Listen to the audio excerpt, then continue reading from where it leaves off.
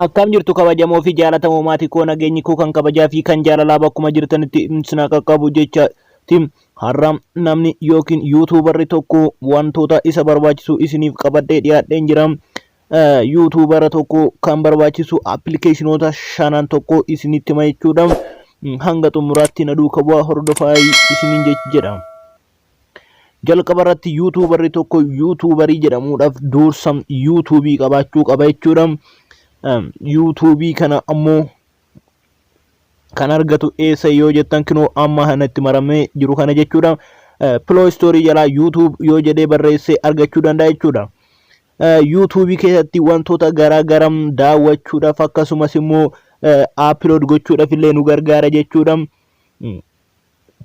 Viidiyoowwan garaa like, share, comment gochuudhaaf illee YouTube fayyadamna jechuudha. Hanittaanee jiru ammoo YouTube Studio dha jechuudha. YouTube Studio jalatti immoo YouTube keenya kan to'annu yoo ta'u, YouTubein keenya view samii qarra gahee yookaan ammoo sa'aatii saamamii hanjedhu san ilaaluudhaaf isin gargaara jechuudha. Kunis akkasuma Play Store jala argama jechuudha. Inni itti aanee jiru ammoo Pixelab dha jechuudha. Inni sadaffaarra jiru kun jechuudha. Pixelabin ammoo footoo yookaan thumbnailii garaa ittiin edit gochuudhaaf isin gargaara jechuudha. Thumbnaila babbareeda isaa ittiin edit gochuudhaaf kinoo Pixelabin kinoo isan itti maree jiru kana jechuudha.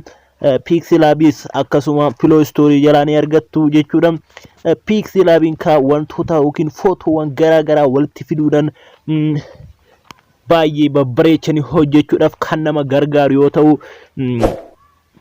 Play Store jalaa argama isiniin jedhee jira jechuudha. Kan itti aanee jiru ammoo KineMaster dha. KineMaster namoota miiliyoonotaan lakkaawamaniin buufameera jechuudha yookiin install ta'ee jira jechuudha. KineMasterin immoo kinoo isaan amma itti isinii maru kana jechuudha. Kinoo kana KineMaster ammoo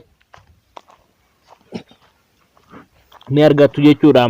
Play Store jala garuu Play Store jala argattanis ammoo watermarkii qaba jechuudha. Watermarkii immoo irraa balleessuudhaaf kan watermarkii hin qabne immoo link isaa jala isaatti isiniif hankaa jechuudha. Link isaa kana gaxxuuxanii buufattan jechuudha. Warri moobaayiliin keessan hardware cimaa qabu jechuudha.